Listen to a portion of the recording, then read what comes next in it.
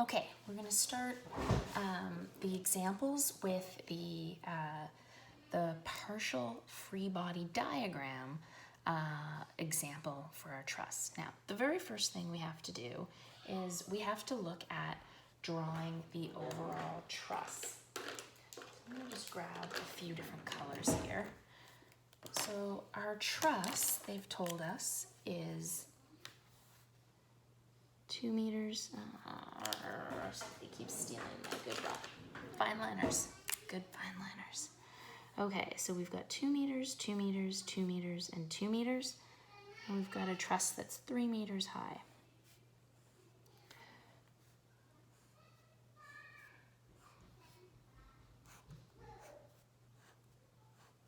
And so we should put our dimensions on here, 3 meters.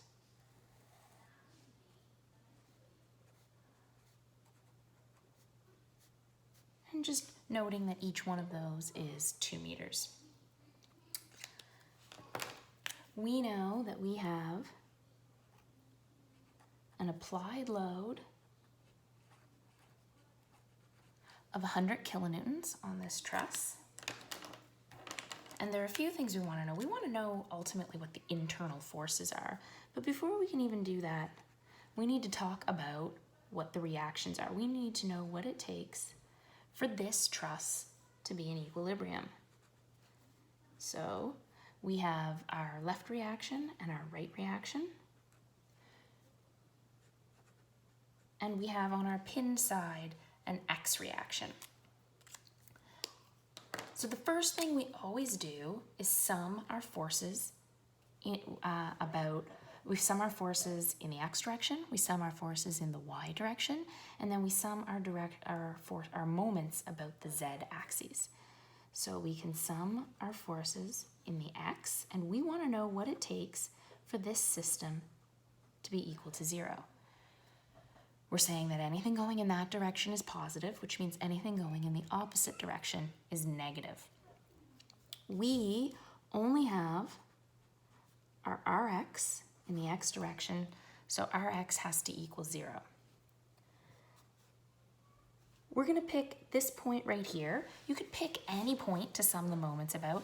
I'm kind of lazy and have a system where I always pick the left-hand reaction. You could pick somewhere else, but I just find that when I'm doing an overall reaction summation for a truss or a beam, I like to pick that end. So I'm going to go on, I'm going to sum the moments about the z-axes. So I'm going to tell myself right there it's the z-axes, and I'm going to pick my left reaction point as the z-axis point that I'm going to spin it about. So you can imagine that if I put a thumbtack right there, it's like I'm trying to spin the paper in that direction. And I want to know what it takes for the sum of all of those moments to be 0. To be a moment, you need a force and a distance. So the left reaction passes through the point. Its distance away, or its eccentricity, is 0. So it doesn't cause a moment. Rx is the same thing. So that means we have our right reaction, which is trying to spin our paper in that direction. So if I pushed right here, just like that force, my paper tries to spin in that direction, which is our positive direction. So plus RR, and it is 2, 4, 6, 8 meters away. And we have our 100 kilonewtons that is trying to spin it in this direction, which is our negative direction. So our 100 kilonewtons, and it is 2, 4, 6 meters away. I always like to do a quick prediction. What side do you think is going to have the higher reaction? The right side or the left side? Because this 100 kilonewtons is closer to this side, I'm going to predict that my right reaction should end up having the higher reaction. Sometimes I find it even helpful to just write myself a little note. And that way when I go through and check everything, I'll be able to just remind myself, see if my prediction came through. Because often what we can look at and predict is true, and the math, if you're not strong on math, it can confuse you. The reason we need to do the math is when these get complicated, we have to know we understand the system because our prediction might not be the way to handle it. So right now, while you're trying to learn this, it's a really good idea to write these predictors out. So we can solve for this equation. And if you want, we can even plug this into the calculator. We'd bring our minus 100 times 6 to the other side. So 100 times 6 divided by 8 equals 75 kilonewtons. And now we can sum our forces in the y direction with upwards being positive. And we have our left reaction going upwards. I don't know what direction these reactions are going. I'm making a prediction. I always like to draw everything predicted in the positive direction for these. So I've predicted these going in the positive direction. I also have my 100 kilonewtons acting downwards, so it's negative, plus my right reaction acting upwards, which I've already solved for, that's equal to 0. I can now solve for my left reaction. So I've solved the overall free body diagram for this. I know that if this entire thing is static, that if I only pretended half of it existed, I know that the other half is actually there. So if I pretended to cut this away and only looked at this half of the element, I know that something is happening internally to make sure that it doesn't fly off in space. I know that this half of it is what's holding it in space, and I can figure out what internal forces must be happening from over here and getting over to here to make sure portions of this aren't flying off into space. It's kind of best to start with an example. So let's cut this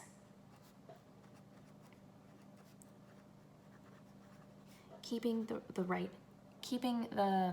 left-hand side.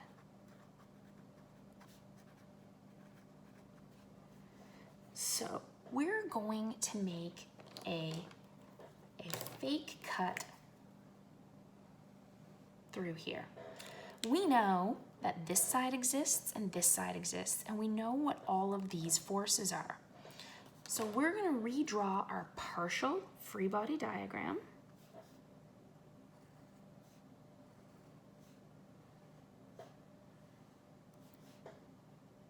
And we're making a cut here. So there must be internal forces at work keeping these things in place. I don't know what direction they're acting. I'm going to assume that they're all positive. I like to assume positive when I don't know. If I get a negative number, I'll know I guessed wrong. Let's give these a name so we don't lose track. A, B, and C. We also have those reactions that we calculated. Rx equals 0. And we calculated that RL equals 25 kilonewtons. And we should probably put in our dimensions as well. That's 2 meters. And that's 3 meters. So we have these unknown members, A, B, and C, that have some internal forces that must be making this half not fly off into space. People always say, you can't just ignore that 100 kilonewtons. We're not. This 25 kilonewton reaction is totally dependent on the fact that that is 100 kilonewtons. If you change that 100 kilonewtons in this overall free body diagram, that 25 kilonewtons changes. So this is legitimately the way we can do it because this 25 kilonewtons is directly related to that applied load. And so now we can look at summing these forces.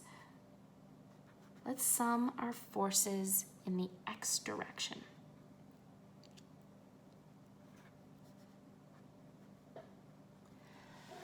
Well, Well, here's the funny thing. We have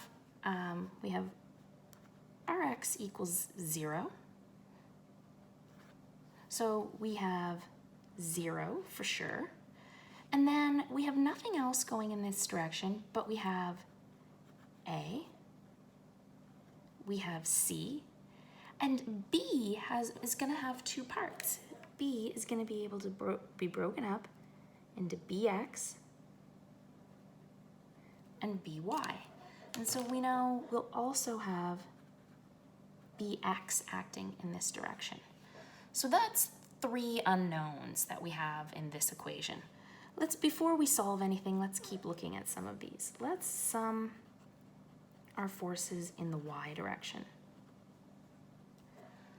So we can sum our forces in the y direction. We have our 25 kilonewtons upwards. A, C, and Rx are all in the x direction. B has a y component and an x component. So we have our By component that we can look at. So we know that we have this arrow is acting downwards minus By must be equal to 0, or that By is equal to 25 kilonewtons. And that 25 kilonewtons is correctly drawn by this arrow because I have a positive number. We have another equation we can solve here.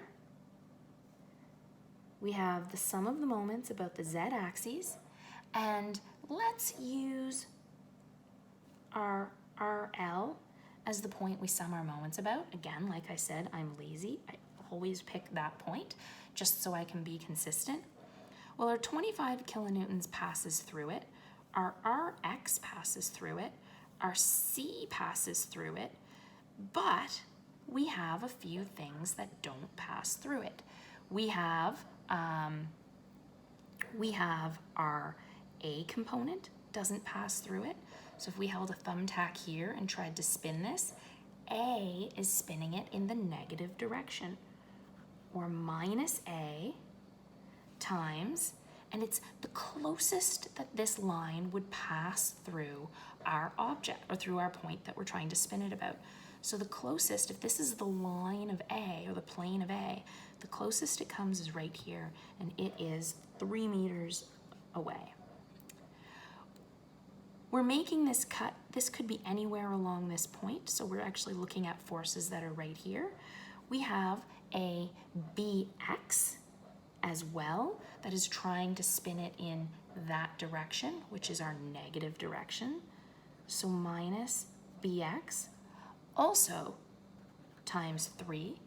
And then we have By acting downwards through that point, which is 2 meters away. And it's also trying to make it spin in the negative direction. So minus By times 2 meters is all equal to 0. Well, that's kind of a pain in the ass. That leaves me with a lot of kind of unknowns here. That seems like a total pain in the butt. Maybe that spot I picked that I always use for my overall free body diagram isn't the best thing anymore. So is there a better spot to pick? Remember, we can pick any spot we want. Maybe there is a better spot. Let's try spinning this about point AB, or where A and B intersect with each other. So let's say we didn't like this one. We can spin it about any point we want. It's still the same equation. If you remember, when we did the teeter-totter one, it didn't matter what point we picked, we got the same result. So we're going to sum our moments about the point AB and spin it in the z direction. And we want to know what it takes for the system to not spin. Well, that was a pain in the butt. Okay, there we are. My computer just crashed, but it came back to life. We're all good. So let's try spinning this about this point right here. Well, now we have Rx trying to spin it, but Rx is 0, so it doesn't seem to really matter. we have 25 kilonewtons is trying to spin it. So we'll hold this right here. It tries to spin it in that direction. That's negative. So we have minus 25 times 2 meters. Our A passes directly through the node. B passes directly through the node, which means neither of them can cause a moment because they don't have any eccentricity. And then we're left with C passing some distance away from that. C is trying to spin it in that direction or the positive direction. So we have plus C times 3 meters equals 0. Well, now look, we're only left with one unknown. We can solve for this and we get C equals 16.7 kilonewtons. Well, 16.7 kilonewtons, it's a positive answer, so that tells us that the direction we drew our arrow for C is correct. So I'm just going to say, since I drew that in tension, that is in fact in tension. I guessed it was in tension by drawing the arrow in that direction, and I got a positive answer, so it is passing, it is going in the positive direction. So now we're left with, we're still left with multiple unknowns in this equation. We know that we have C solved, so that's fine, and we have BX as an unknown here. But we know that BY and BX are related to each other through triangles. We know that we have a triangle that's 3 meters tall and 2 meters wide. We know that we can calculate what this angle is. And then based on similar triangles, we can figure out what that force is in BX. So let's solve to see what angle this is. We have an opposite and an adjacent side. So the tangent of an angle equals opposite over adjacent. And so for us, that's 3 divided by 2. Our angle is going to be the inverse tangent of opposite divided by adjacent. We can solve for this and we get 56.3 degrees. So now, based on similar triangles and using tip to tail, we know that if we have this force here, that is B, we know that we have, we've already solved for BY. We know that BY equals 25. And we know what this angle here is. We know that it's 56.3 degrees. So we know that we can solve for B directly if we wanted. We could also solve for BX. Let's take a look at both of those. Let's solve for B. B is our hypotenuse. We have an adjacent. Sine is opposite over adjacent. Let's just write that out right now. This is B, sorry, I'm drawing this wrong, you guys, sorry. That's our BX, and we don't know what it is, and this is our BY, equals 25. We have our opposite side is our knowledge, and that is sine. Something seemed funny there when I was saying it, but when you're just looking at it, you just start to talk blindly. So our B equals 25 divided by the sine of 56.3 degrees. So B equals 30 kilonewtons. It is positive, so we're in tension. Let's solve for our BX. We have, let's use our 30 here. We know that this now equals 30. We can solve for BX. BX is going to be 30 kilonewtons times the cosine of 56.3. This is the exact same way we were writing it out quite a lot last week. And that equals 16.6 kilonewtons. And again, that's positive. So it's in tension because we drew it in tension and we're still getting a positive answer, which means we were correct, which means it is actually in tension. And now we can come back up here. we know that C is 16.7 and B, X equals 16.6, and that equals 0, and this is A. We now know that we can rearrange this equation here. Sorry, that's a plus. We can rearrange that equation and we can solve for A equals minus 33.3 kilonewtons. Well, a negative number means that we drew our arrow wrong. So if we come up here, we see that I drew the arrow in tension. Getting a negative number means that this must be 33.3 kilonewtons in compression. This is why I am always consistent about drawing my elements in the positive, or in the tensile direction. I always assume everything is in tension. That means whenever I get a negative number, it's actually in compression. If I changed my mind, sometimes I drew it positive, if sometimes I drew it in tension and sometimes I drew it in compression, my positives and negatives, I'd have to go back and look at what I had originally drawn every time. I almost don't even need to think about it because I know that I have always drawn my arrows in tension, which means a negative number is always going to give me a compression value. Okay, so that's if we wanted to do one small part of that truss. But that's not enough. We've only found 3 answers.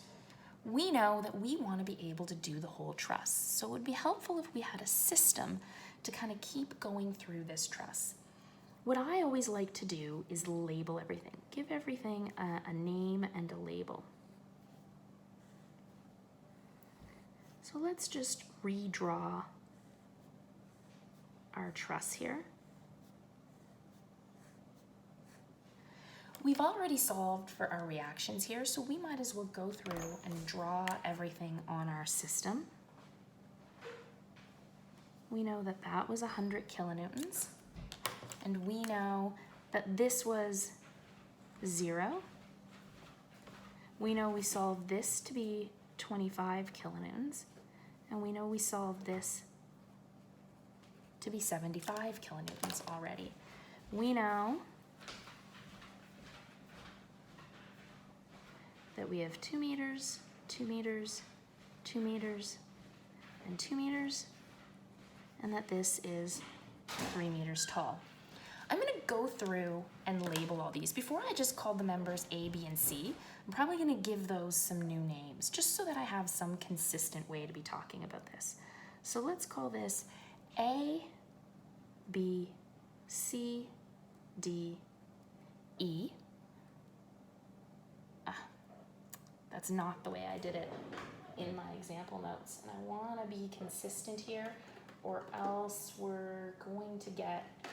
I'm going to make a mistake later on, and it's gonna drive us absolutely nuts.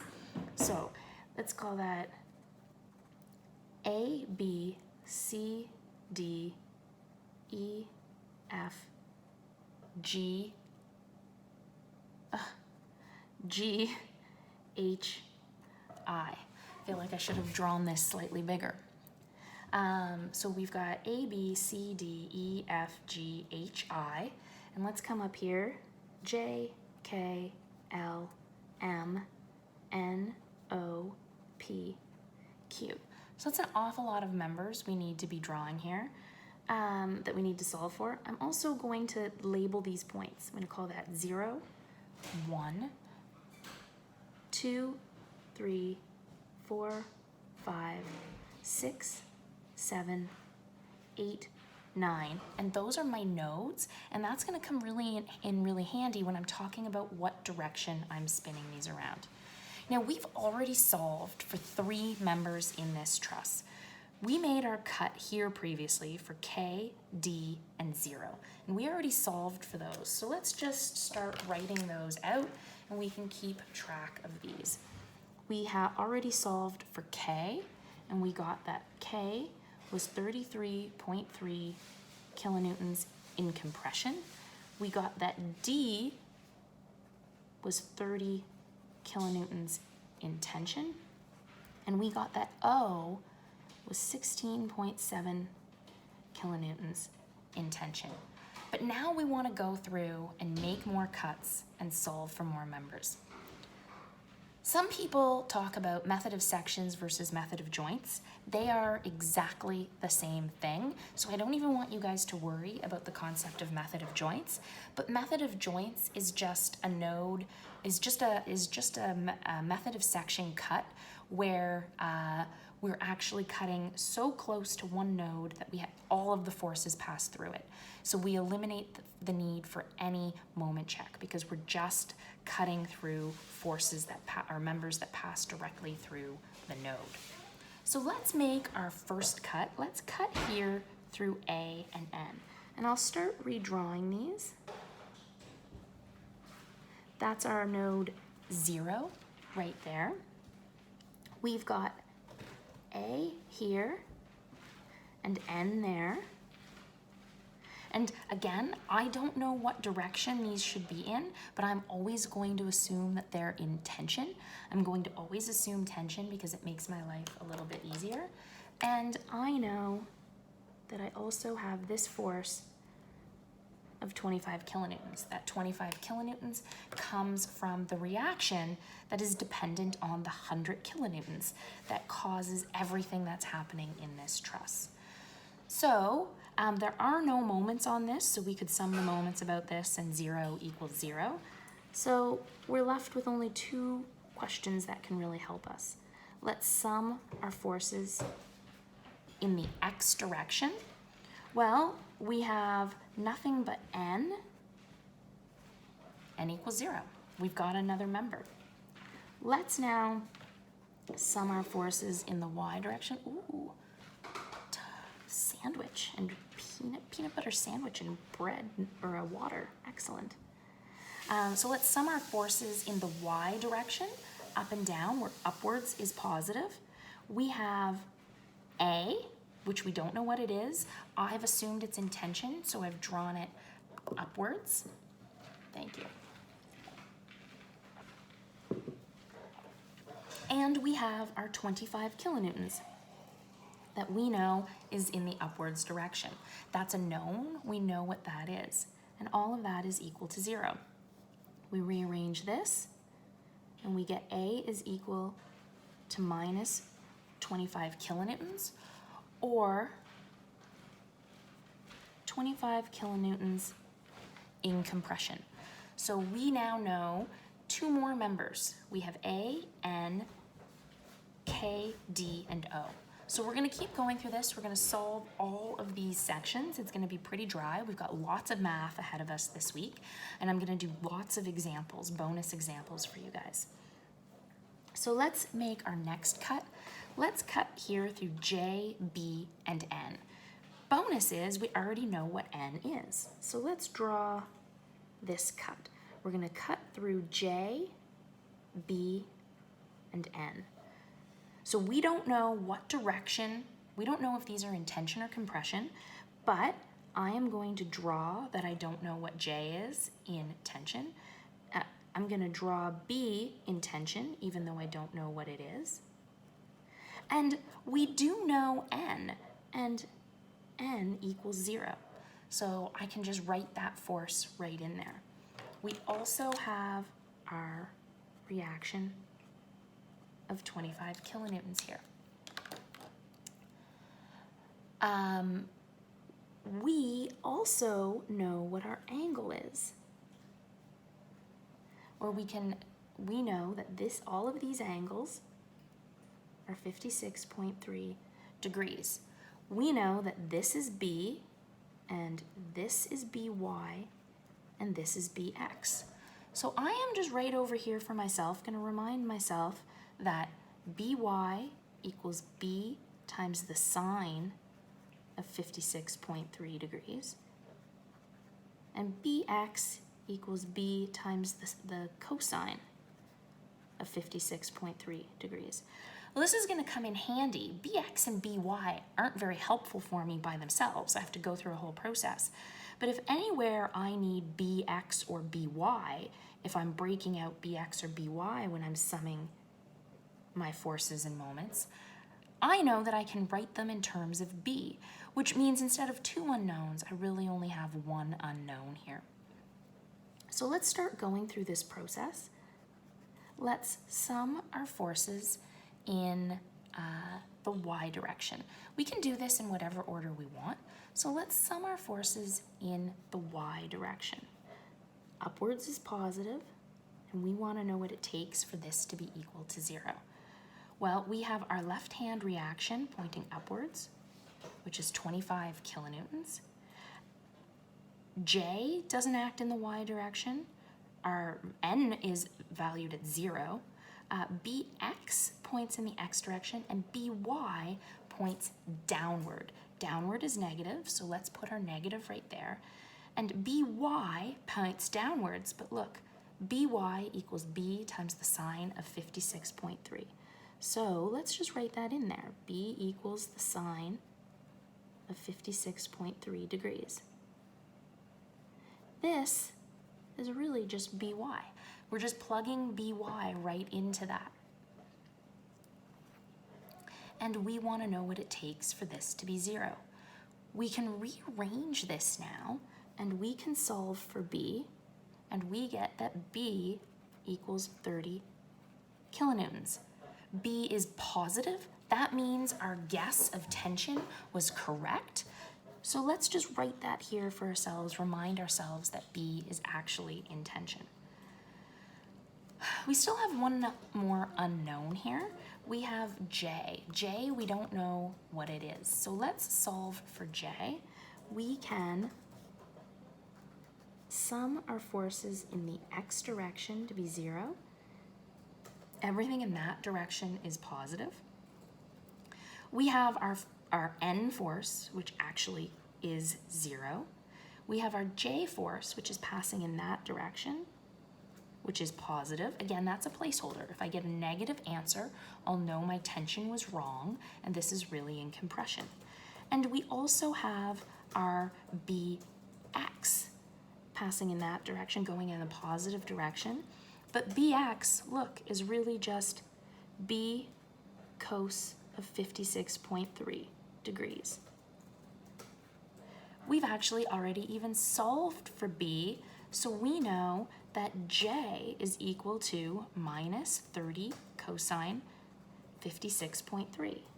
J equals minus 30 cosine of 56.3 degrees, or J equals minus 16.6 kilonewtons. That's a negative number. I always draw everything in tension, just so that I always know that if I get a negative number, it means it's actually in compression. So I can say that J equals 16.6 kilonewtons in compression. And I've got myself a nice little note and reminder there that that's actually in compression. Okay, let's make our next cut. Let's cut here through L, F, and P. So let's draw our new section here.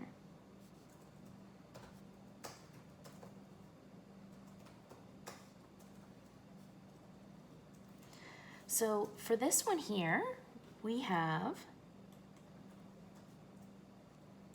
again, we don't know what these values are, so I'm lazy and I always draw everything in tension, and that way if I get a negative number, I know it represents a compression value. L, F, and P, we have our reaction of 25 kilonewtons right here. I can draw in these struts if I want. They're not really part of what we're looking at because this is where my cut is through these three elements. Let's draw our similar triangle for ourselves just so we don't lose track of anything. We have F right here as our hypotenuse, which can be broken out into Fx and Fy. We know our angle here is 56.3 degrees because we solved for that way back. So we have opposite over hypotenuse and adjacent over hypotenuse, which means we can write fx and fy in terms of f. So fy equals f sine of 56.3 degrees, and fx equals f cosine 56.3 degrees. So now I've got that there to kind of just remind me what's going on. This node here we had labeled number 4, and this node here we had labeled number 5, and this node here we had labeled 0, and this was 1 if we want to kind of keep track of it all. Let's use our 3 equations to solve this. We can sum our forces in the y direction, where positive is anything that's acting upwards. Well, we have our left reaction of 25 kilonewtons acting upwards. L is in x, P is in x, but look, we've got Fy acting upwards, which is our positive direction. So positive Fy. Well, I'm lazy. I've already written that Fy is f sine 56.3. So f sine 56.3 degrees. So this is really representing our Fy here. And those are our only 2 forces in the up and down direction. All of that is set to 0 because we want to know what it takes for this system to be in equilibrium or not moving, or all of these equations equaling 0. We can solve for this, and we can solve for sorry, my computer keeps turning itself off here. If I do it this way, it'll stop turning off on me. We can solve for this, and we get that F equals minus 30 kilonewtons. Negative means that this is actually in compression because I guessed that it was in tension. So I always like to write myself a note right here that F, or remember F, is 30 kilonewtons in compression, or the internal loads on it is 30 kilonewtons in tension. 2 meters, 2 meters, and 3 meters. So now we can look at our next equation. And you can do these in whatever order you want.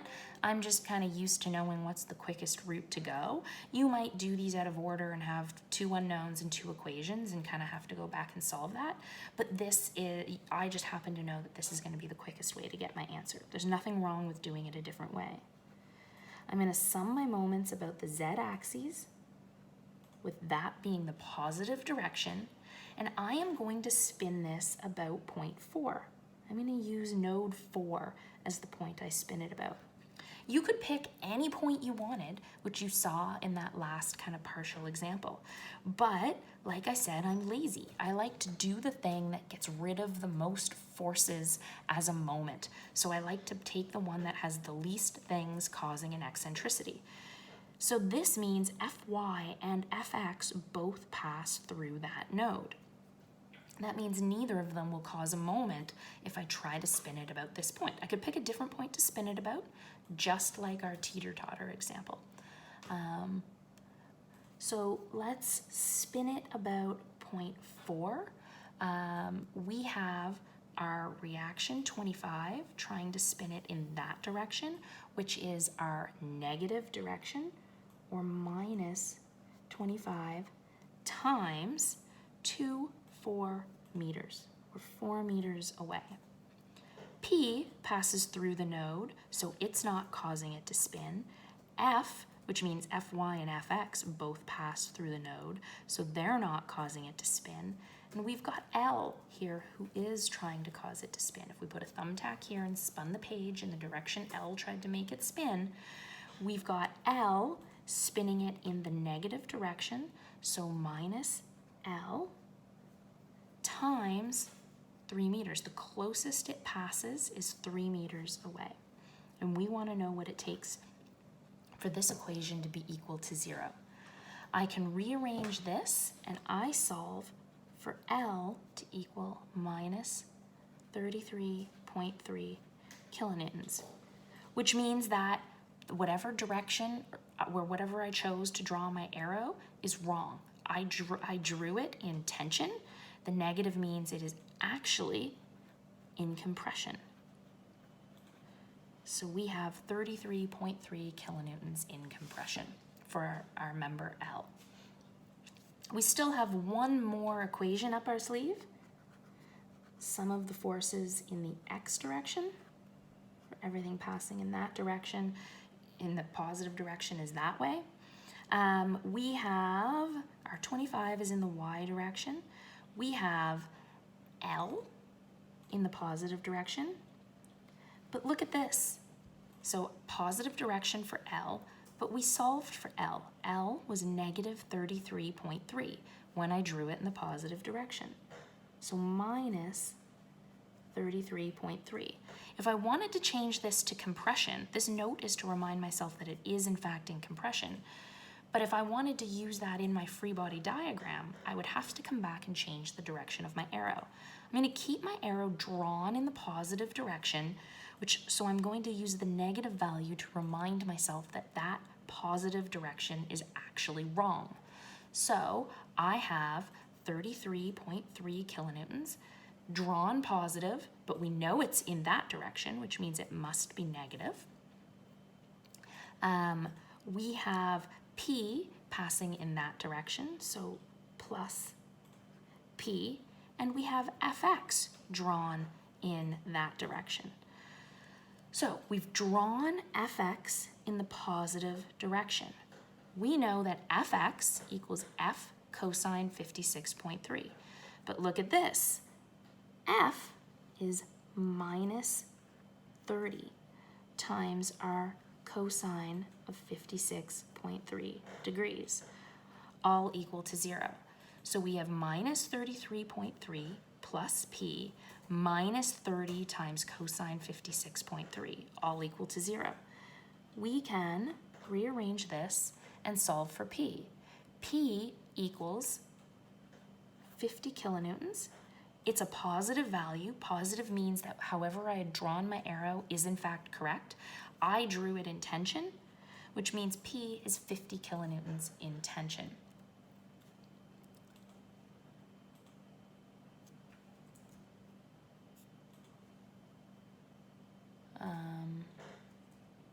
We're not through all of the forces here. My slides are one step out of order. I'll come back and do that. I'll rearrange these when I get back to it. So let's go on to the next cut. Let's now make our cut through M, H, and Q. So we're going to draw our cut right here. So we're starting to knock off some of these forces. We had already done K and D and 0. We then solved for N and A. Then we solved for B and J. And then we just solved for F, L, and T. Or F, L, and P. L, F, and P. So let's now cut through M, H, and Q. Make sure you guys can see this part of the paper, okay? So 2, 4, 6, and then we're cutting through that last one.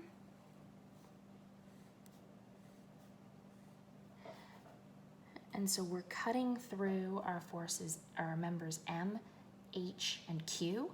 I don't know if the internal forces are in tension or compression. I'm going to draw them all in tension. That way I know if I get a negative number, I will actually be indicating that they're in compression. So M, H, and Q. So H has HX, and HY. We have our 25 kilonewtons here.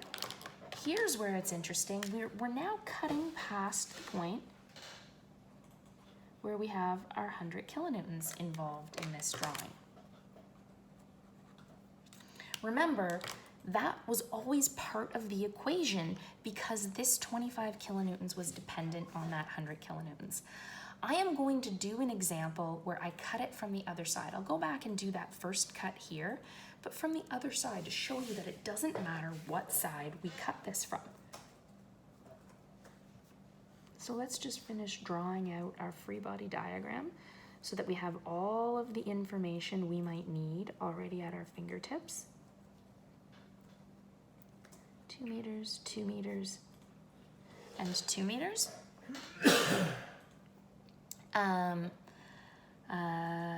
So it looks like we have everything we need here. H, if we want,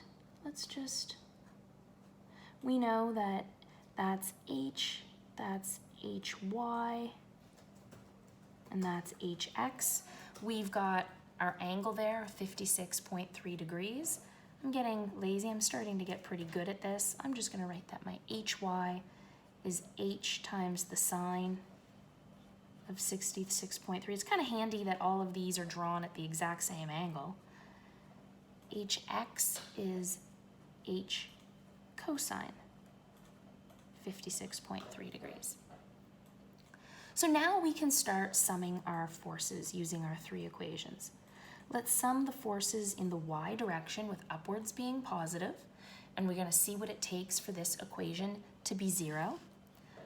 We have our 25 kilonewtons going upwards. We have our 100 kilonewtons going downward, and we have our HY going upwards. HY is H sine 56.3. So plus H sine 56.3 degrees is equal to 0. We can solve for H. When we solve for H, we get that H equals 90.1 kilonewtons. It's positive. I drew it in tension. A positive value means that my tension is correct. So I'm just going to remind myself of that right there and write tension right there beside my number. The next thing I'm going to do is I am going to sum the moments in the positive direction about the z-axis, and now I get to pick what point I want to spin this about. I can pick any point I want, but I am going to pick the point right here that has the most forces passing through it, just to kind of keep my equation simple. I don't have to pick that. You can pick whatever point you want, but I'm going to pick node 6 right here. So I'm going to spin this about node 6. If I put a thumbtack right here and try to spin this in the various ways that the loads force it to go, 25 kilonewtons is going to force it to go in that direction or the negative direction. So 25 kilonewtons times 246 meters. This isn't the distance, it was the label of it. It just happens to actually be 6 meters over. H passes directly through the node, which means HY and HX do. Q passes directly through the node. Even our 100 kilonewtons passes directly through the node. So we're left with just M causing this to spin about this point. It's trying to also spin it in the negative direction. The closest M ever passes to node 6 is 3 meters. We can solve for this, and we get that M equals minus 50 kilonewtons, or 50 kilonewtons in compression. A negative means that however I drew my arrow was wrong, and we've actually got a member in compression because I guessed that it was in tension. Now we can sum our forces in the x direction, where everything going in that direction is positive. The only things we have in the x direction are m, q, and hx. So we have m going in the positive direction, but look, m was minus 50 kilonewtons. Q, we don't know what the value of Q is, so let's put in there as a placeholder. And we have HX drawn in the positive direction. We've solved for it already. We know that HX is H cosine 56.3.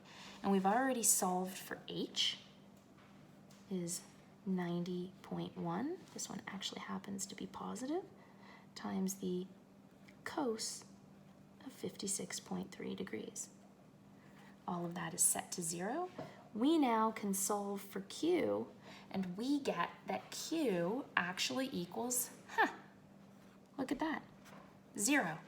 So Q is actually 0.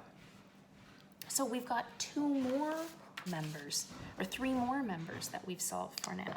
Now we've got M, H, and Q. So it looks like we've got C, E, G, and I left to solve for. But it looks like we're getting pretty good at this. So let's come back here for a second. Let's do some smaller cuts. Let's maybe make a cut right here around node 2. So let's cut through O, C, B, and N. What's great is we already know N, B, and O, leaving C is the only thing we don't actually know.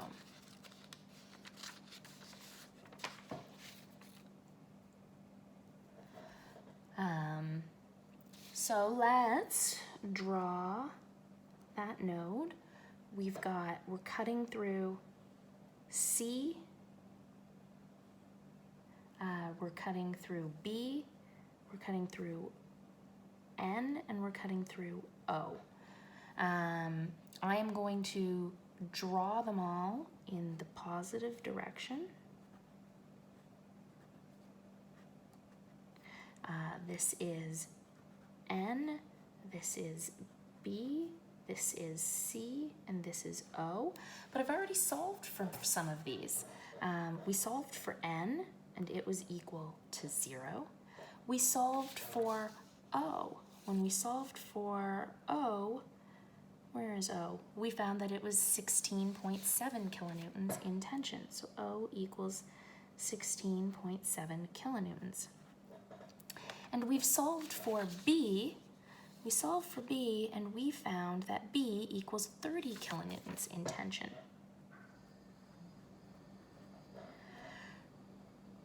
Okay, we already know that by and bx or that by is b sine 56.3 and bx is b cosine 56.3. So let's sum our forces in the y direction.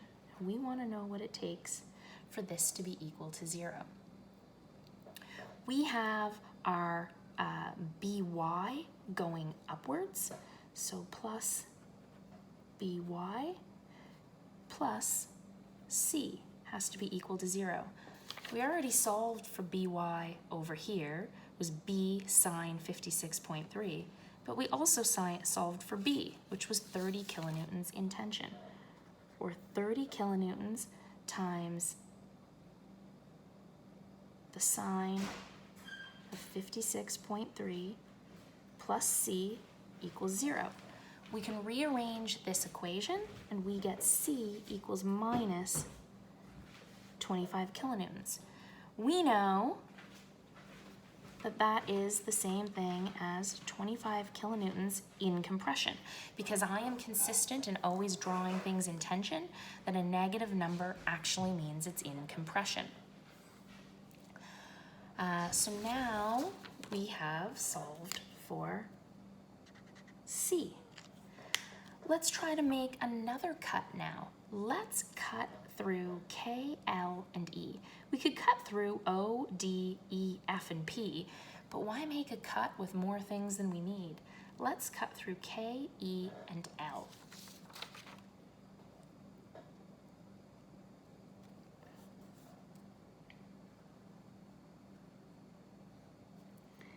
we have K, we have L, and we have E. Well, this one actually looks like it might be pretty easy. Let's sum the forces in the Y direction. There's nothing else acting on this. Minus E equals 0, or E equals 0. So that one was a really easy one to solve. Let's take a look at cutting through P, G, H, and Q. Let's mark off our E. So let's draw through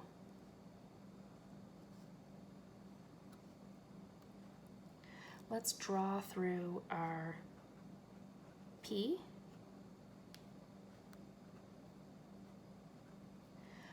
our P, our G, our H, and our Q. We have already solved for some of these. We have solved for Q. Right here, we found that Q equals 0. We solved for H. We solved for H up here. H equals 90.1. It's positive, it's in tension. I've drawn it in tension, so that seems correct. P, we solved for P way over here. P equals 50 kilonewtons in tension. I've also drawn it in tension. That leaves G as our only unknown. H can be broken up into HY and HX. We want to sum the forces in the Y direction to see what it takes to be in equilibrium. We have our G acting upwards, and we have our HY acting upwards. It's a placeholder. We've drawn it positive. I'm keeping this loose right now, but we actually do know what H is. And this is equal to 0. We know that HY is H sine 56.3, and we know that H equals 90.1. So G plus 90.1 sine 56.3 degrees equals 0. If we rearrange this, we can solve for G, and we get that G equals minus 75 kilonewtons. Well, we know that that is the same as 75 kilonewtons in compression. And I like to just always write that note for myself so I don't lose track of things. It looks like we only have one more unknown in this system, and that's I. So let's cut through Q and I. So if we cut through Q and I, they're the only things here. We have I, we're going to draw a placeholder for I in the positive direction. We'll draw Q in the positive direction, but we've already solved for Q. Q equals 0. So I's are unknown, but let's not forget something critical here. If we're cutting at this node here, we have 75 kilonewtons acting on that node. So if we sum our forces in the Y direction, where upwards is positive, we have I plus 75 equals 0. We rearrange this and we get I equals minus 75 kilonewtons, or I equals 75 kilonewtons in compression. So now we've solved for every single member in this truss. If we want, how about we even just redraw that for ourselves?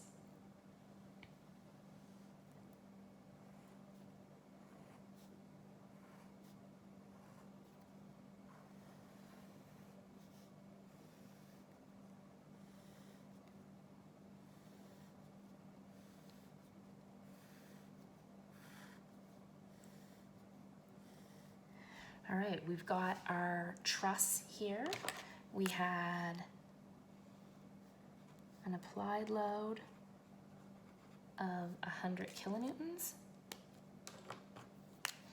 We had solved for our reactions of 25 kilonewtons and 75 kilonewtons. And now we know all of the internal forces in our truss. We know that this is 16.7 kilonewtons in compression, 33.3 kilonewtons in compression, 33.3 kilonewtons in compression,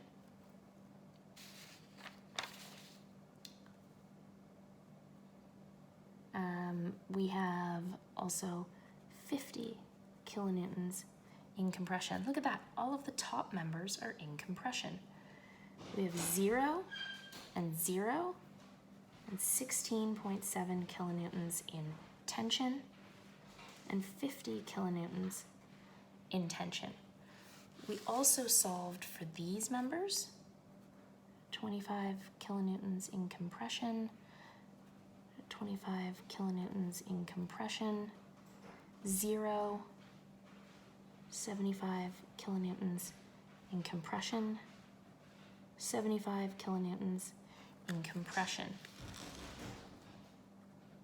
30 kilonewtons in compression, 90.1 kilonewtons in tension, and then let's just write these two. It might be a bit harder for you to see, but I'll turn it back around.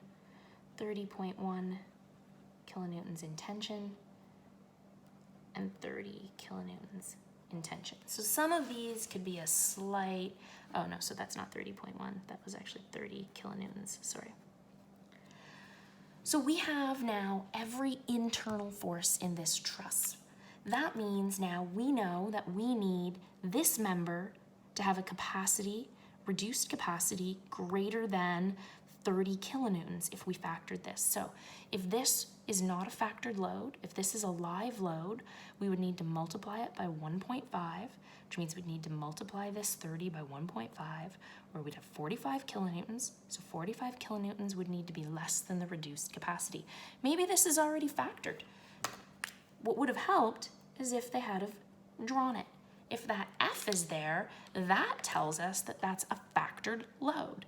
If so, our factored load of 30 kilonewtons in this member needs to be less than the reduced capacity of that member.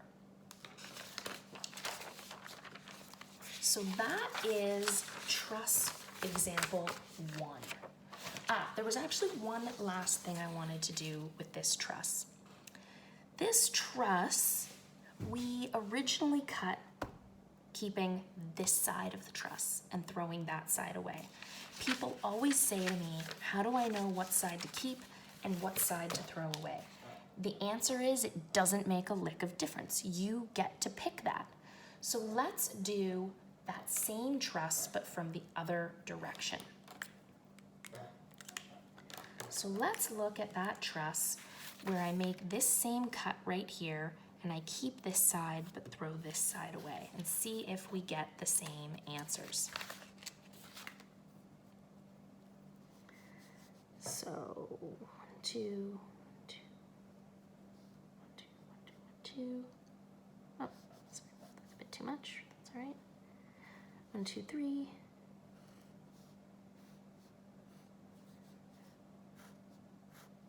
So we are going to cut here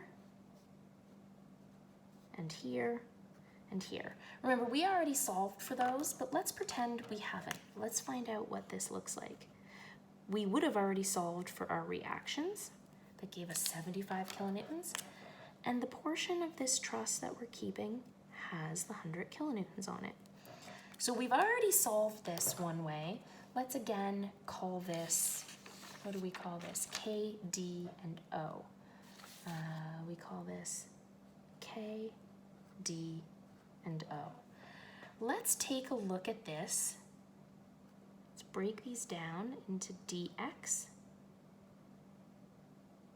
and dy. And let's go through this example coming from the other side. Our angle is still the same, and our hypotenuse is D, dx and dy. So dy equals d times the sine of 56.3 degrees, and dx equals d cosine 56.3 degrees. And now we can start summing this up. Let's sum the forces in the x direction, where everything in that direction is positive. We have our k value going in the negative direction, so minus k. We have minus O, so this isn't a 0, this is an O, minus dx equals 0. Let's take the shortcut that we know what dx is. We have minus k minus O minus d cosine 56.3 degrees equals 0. But still we have 3 equations and 3 unknowns. That doesn't help us out a whole lot. Let's sum our moments about this point right here. Let's sum the moments about, and we named this, we named that point 4. Let's sum the moments about node 4, about the z-axis, where everything spinning in this direction is positive. Well, we've got our 75 kilonewtons. If we put a thumbtack right here, the 75 kilonewtons is trying to spin the page in the positive direction, or plus 75 kilonewtons times 2 meters and 2 meters, or times 4 meters.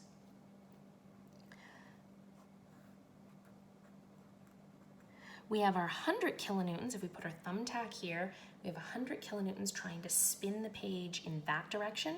Or if you want to look at it like this, trying to curl our fingers in that direction, our thumb is pointing into the page, that's a negative.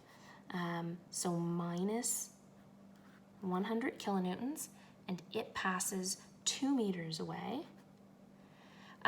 We have our O passing through it, our D passing through it. You need an eccentricity to cause a moment. That leaves our K.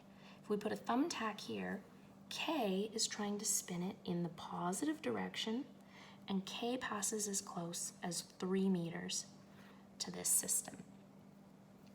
We can rearrange this, and we solve to find that K equals minus 33.3 kilonewtons, or K equals 33.3 kilonewtons in compression.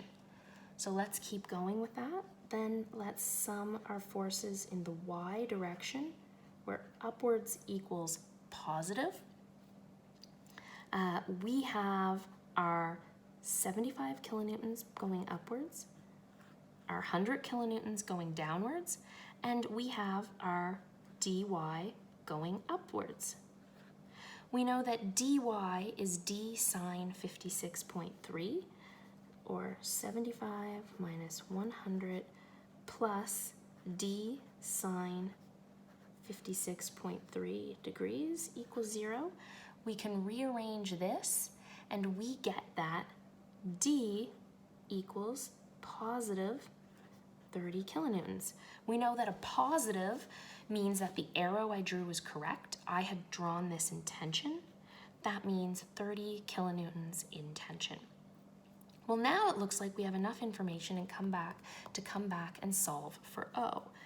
We had minus K drawn here, but K is a negative value, so minus 33.3.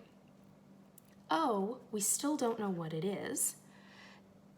We had D minus D cosine 56.3. So minus D, which is 30, times our cosine of 56.3 degrees equals 0. We can solve for O. When we rearrange this, we find that O equals 16.7 kilonewtons in tension. Well, look at this back here. When we solve this, we had K equaled 33.3 kilonewtons in compression, samesies. D equals 30 kilonewtons in tension, 30 kilonewtons in tension, and O equals 16.7 kilonewtons in tension, and O equals 16.7 kilonewtons in tension. So it doesn't matter what half of this we keep, we still have a whole system. It doesn't matter which half we keep, we can do the same set of method of sections. We will get the same internal forces.